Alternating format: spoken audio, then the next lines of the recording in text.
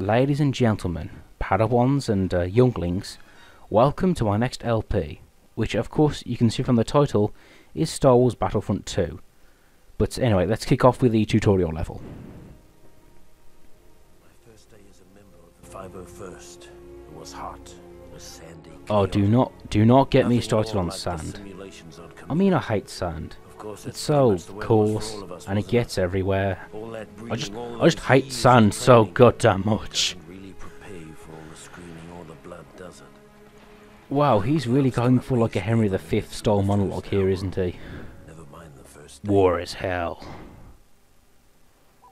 But anyway, on with the actual game, and yeah, we find ourselves on planet Geonosis, which I'm pretty sure is the planet that was created in Star Trek 2, The Wrath of Khan.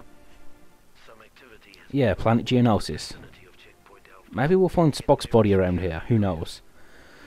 But anyway, to get on with the actual game here, it's Star Wars Battlefront is a third-person shooter which simulates, famous battles from the Star Wars movies. To put it simply, you play as one of many soldiers. And I should point out, if you die, you can actually respawn as another soldier. You just go through them like tissue paper.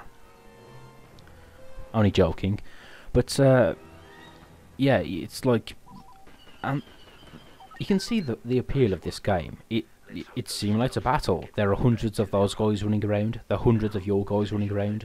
Vehicles, weapons, across famous landscapes of the franchise. Yeah, it's pretty cool.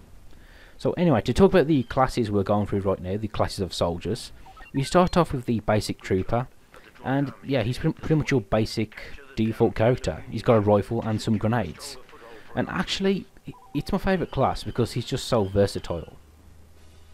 If you don't know what class to go for, just go for this one. Now, this mechanic you see here is capturing bases, very important. Particularly because you probably can't tell at the moment, but these landscapes are huge.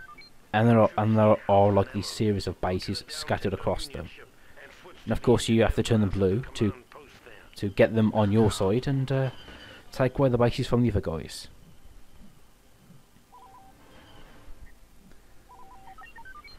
Good.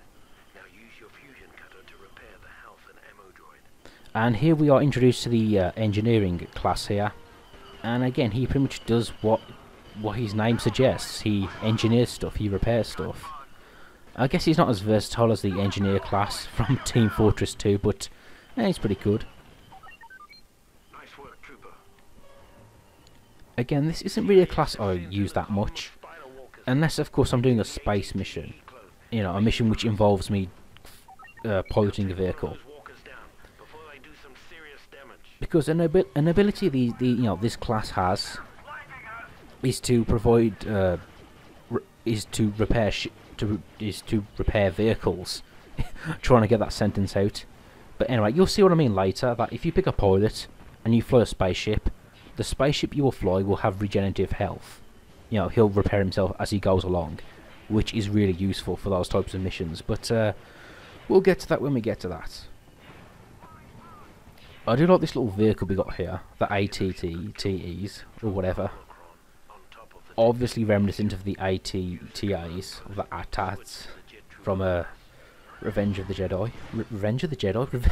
The Empire Strikes Back. Oh, I'm getting my Star Wars trivia mixed up. Now this class is the Jet Trooper. Honestly, I don't really use this, this type of class because I find their weapons not as useful. Like I'd rather have the standard rifle, if I'm honest. But saying that, their jetpack ability is quite useful in some missions when you need to get somewhere fast. So in terms of moving around, they are really quite useful in that respect too. Get up there and take over that post.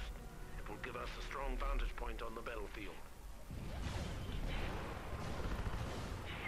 Now, if you're not familiar with the story mode here, it follows the advancement, the life and trials of the 501st unit of clones.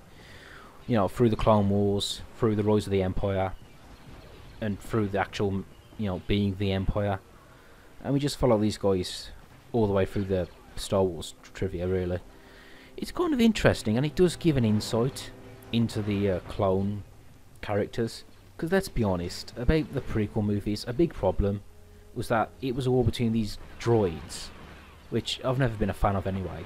I think most of them look really boring, and it was also between these clones, which are just nameless individuals. Yeah, and it was really hard to get invested in the battles in the movies, but you know, it was two faceless enemies, really. We need some snipers to pick off some droids and help thin out the CIS forces. Grab a sniper rifle and take out some droids. But anyway, back to gameplay, and here we are introduced to the sharpshooter. And in case you're wondering, I do really like this game. It's really one of my favourites. Love it. But I'm also not a fan of the movies. Well, I think the originals are really good. I think the prequels are just boring, if I'm honest. Too much CGI, crap characters, but yeah, at least they're fun to quote. Sand, it gets everywhere. Yeah, I love how all 6 movies are quotable, but for different reasons, obviously. And something I'll point out right now is that you can see on either side of the screen that there are these Star Wars Battlefront borders, and that's something I added on later on in the video editing process. Just because the footage I recorded was in 4:3 format, and thus I didn't want to leave like blank spaces either side of the screen.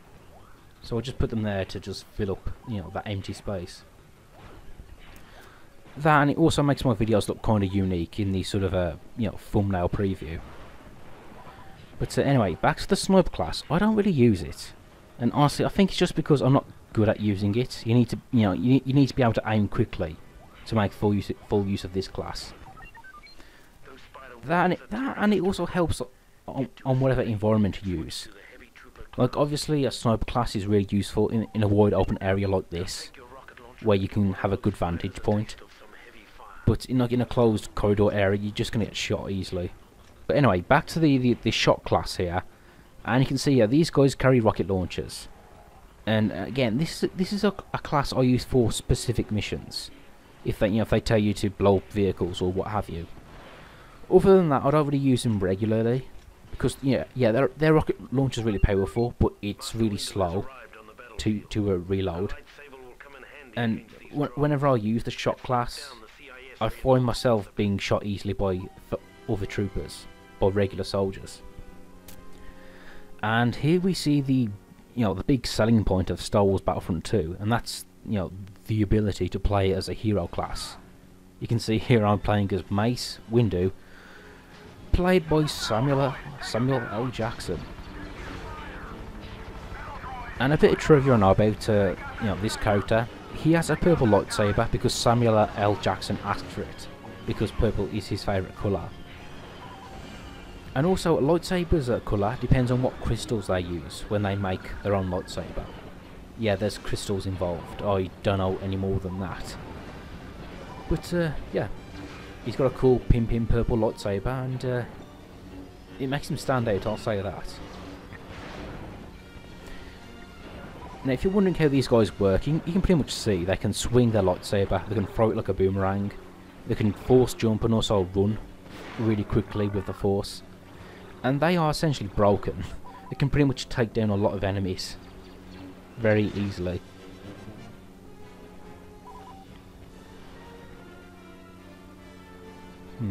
Now, this character is, I've gotta say, he didn't really leave much of an impression on me.